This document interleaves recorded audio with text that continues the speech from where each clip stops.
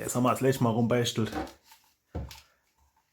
Da können wir vielleicht auch noch mal gucken, da habe ich schon gesehen, da gibt es da so andere Zylinder für 8 Pfeile.